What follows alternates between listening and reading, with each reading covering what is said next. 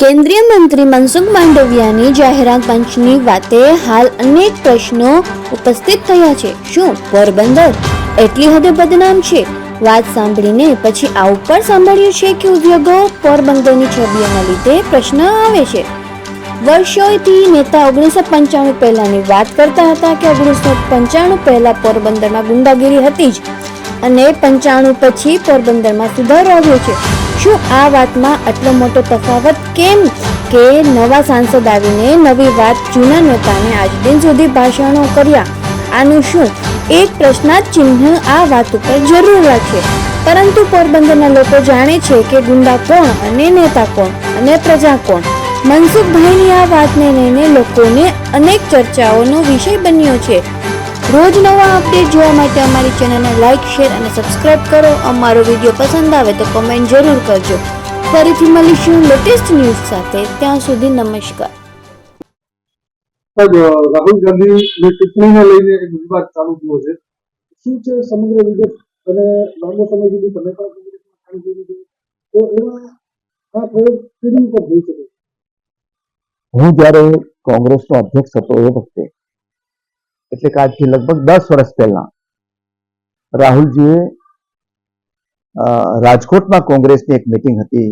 એમાં આવા શબ્દ પ્રયોગ કર્યા હતા કે કોંગ્રેસમાં બે પ્રકારના ઘોડા છે. એક રેસના ઘોડા છે અને બીજું વરઘોડાના ઘોડા છે. પરંતુ આ બંને ઘોડાઓની જવાબદારીમાં અદલા બદલી થઈ ગઈ છે. એટલે રેસના ઘોડાની જગ્યાએ વરઘોડાના ઘોડા આવી ગયા છે અને વરઘોડાના ઘોડાની જગ્યાએ રેસના ઘોડા આવી. મારે એને ઠીક કરવું છે.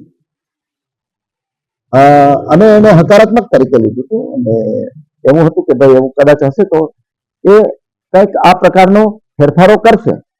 પરંતુ એના પછી આજે 10 વર્ષ થઈ ગયા, 12 વર્ષ થયા એને, તો પણ ફરીથી આ જ કેસેટ વહેવા રાખે છે કે કોંગ્રેસમાં ઘોડાઓની અદલા બદલી થઈ ગઈ છે. હમણાં 2 મહિના પહેલા ગુજરાતમાં આવ્યા ત્યારે પણ આ જ વાત કરી અને બીજી જગ્યાએ જાય છે ત્યાં પણ આ જ વાત કરે છે.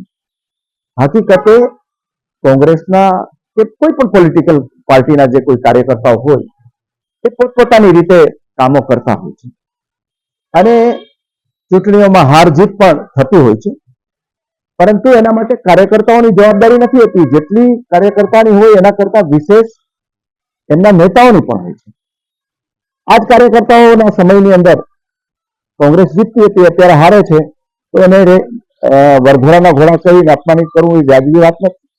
હકીકત એ છે કે એના માટે રાહુલ ગાંધીએ પોતે પોતાની આસપાસની ટીમ છે જે સલાહ આપનારી આવા ભાષણો કરવાની, એના બાબતે આત્મખોજ કરવાની જરૂર છે.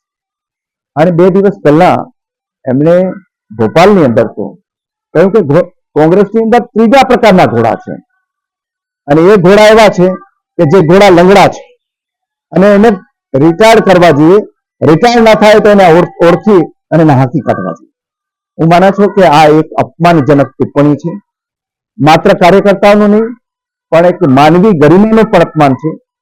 કોઈને આપણે આંધળા કહી શકતા નથી કે કોઈને આપણે લંગડા કહી શકતા નથી અને કોઈ કહે તો એને માફી માંગવી પડે છે. એટલે આ શબ્દ પ્રયોગ એમને નહોતો કરવો જોઈએ. કોઈ પણ પોલિટિકલ પાર્ટીમાં તો નહીં કરવો જોઈએ. બધા જ કાર્યકર્તાઓ, નાના પક્ષ હોય, મોટો હોય કે પછી ગમે તે નવો ઉભરતો પક્ષ હોય, એના કાર્યકર્તા જ હોય છે અને એનું આવી અપમાનિત ભાષાનો ઉપયોગ નહીં કરવો જોઈએ એવું માનું છું. કોંગ્રેસ પર કેવી અસર થશે? કાર્યકર્તાઓ પર, મોટા નેતા છે, હું માનું છું કે અપમાનજનક છે અને સામે બેઠા હશે એ લોકોને મૂંઝવણ ચોક્કસ થઈ હશે. ભલે એમનું ધ્યાન નહીં દોરવું હોય પરંતુ ચોક્કસ મૂંઝવણ થઈ હશે કે આ શબ્દ પ્રયોગ એમને નહીં કરવો જોઈએ. કોંગ્રેસના કાર્યકર્તાઓને ઉત્સાહ આપવાને બદલે એકદમ નિરુત્સાહી અને અપમાનજનક ભાષાનો ઉપયોગ એની સામે થાય તો સ્વાભાવિક રીતે એનાથી દુઃખી થાય જ કોઈ કાર્યકર્તા. પણ હું માનું છું કે રાહુલજીએ ખરેખર તો આત્મખોજ કરવી જોઈએ અને એની આસપાસના ટીમ છે જેને ક્યારેય ચૂંટણી લડ્યા નથી, ક્યારેય ચૂંટણી લડાવી નથી, ક્યારેય ગ્રાસરૂટ લેવલ ઉપર ગયા નથી અને છતાં એ બની બેઠેલા જે ત્યાં નેતાઓ છે એની બાબતમાં એને આત્મખોજ કરવી જોઈએ અને પોતાને જે સલાહો આપે છે આ પ્રકારની, એ બાબતે કોઈ નિર્ણય કરવો જોઈએ. અને એને પોતે પણ હું માનું છું કે મારા સિવાય બધા જ ખોટા છે એ ભાવમાંથી પણ બહાર નીકળી જવું જોઈએ.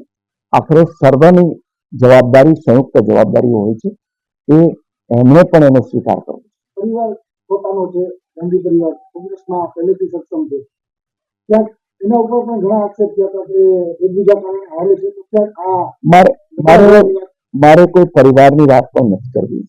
મારે તો જે વક્તવ્ય જે એમને આપ્યું હતું એ વક્તવ્ય છે, એમાં મને કોંગ્રેસના કાર્યકર્તાઓએ પણ ઘણા લોકોએ આ બાબત દુઃખ વ્યક્ત કર્યું.